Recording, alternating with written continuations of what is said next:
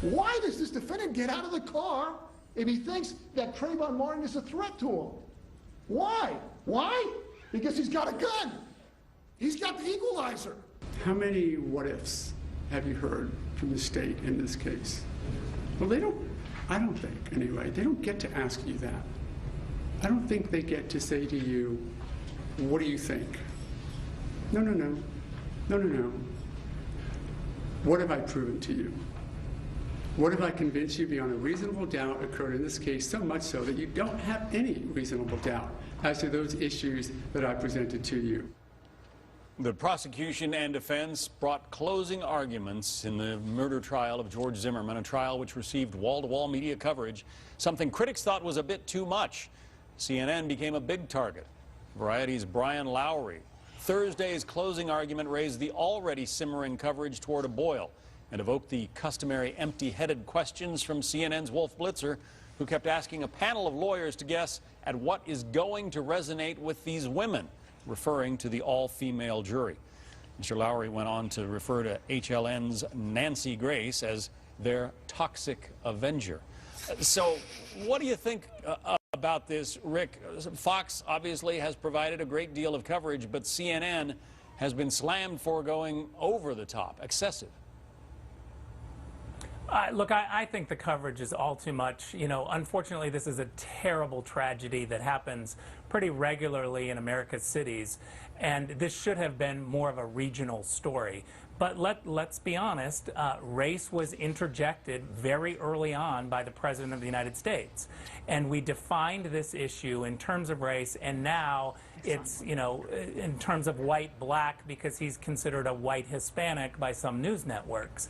I think at the end of the day, most people just are going to watch the verdict this coming week simply because the media has made it an emotional plea, but they don't much care about it. And I hope that Russell Simmons is wrong when he says that justice is going to come to Zimmerman one way or the other, and all of the people really creating havoc with this upcoming decision really should calm down.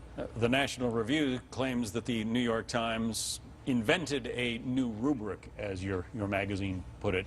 Yeah, ordinarily he would be Hispanic, but for purposes of this case, he's a white Hispanic. But I disagree with Rick, and I suspect some of my other colleagues here. This is a newsworthy trial. It's fascinating to watch, number one.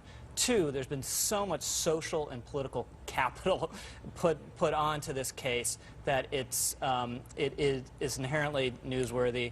And three, we're learning how so much of the early media coverage was deeply flawed because it bought into the racial metaphor here, the racial morality tale, and the more facts we learned in the actual trial, which was broadcast directly to people, the more we learned that wasn't true.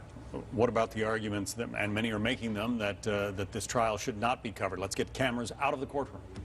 No, I actually, believe it or not, it's going to surprise people because I usually don't like this kind of stuff. I agree with Rich. I think that it's not to me even the race issue as much as it's a sort of gun control issue. I think a lot of people are looking at this as there's the camp that thinks that, you know, George Zimmerman needed to defend himself even though he was tracking this kid down. And then there's other people like me who think I don't want the George Zimmermans of the world like shooting me because they don't like that my hoodie's up.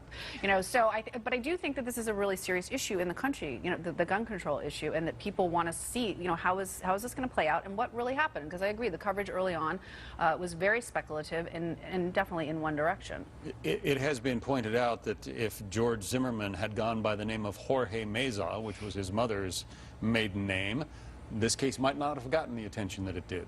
Right, that would have been just an underclass back and forth shooting like happens in Chicago 10 or 20 times a weekend. Look, I agree that the media were fortunate, or Zimmerman was badly advised on PR to go with George Zimmerman because it became a white Hispanic versus a black. Then, as Rich wrote in another piece this week, the media get to pretend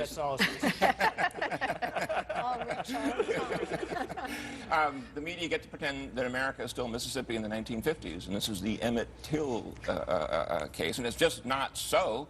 But I think the media and the New York Times has been far and away the most guilty on this, of trying to say, listen, if you don't hear the word race every 5 seconds in the trial, well, read the New York Times and we'll put it in for you. One of the concerns, obviously, is that the media have fanned racial arguments or racial concerns, racial tensions about this case.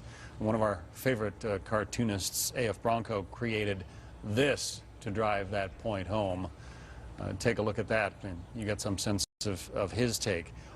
Did the early involvement of some of the big names in race relations in this country, in this case, did they drive the coverage? Of course they did in the beginning, and I think there is a paradox here in that this was a case that really was driven by social media in the beginning.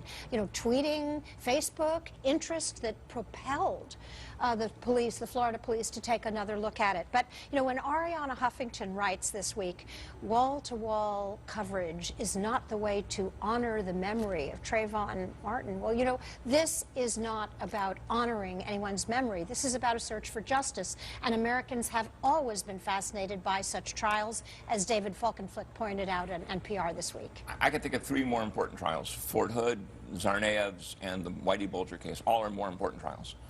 And they're not getting right, exactly, the coverage.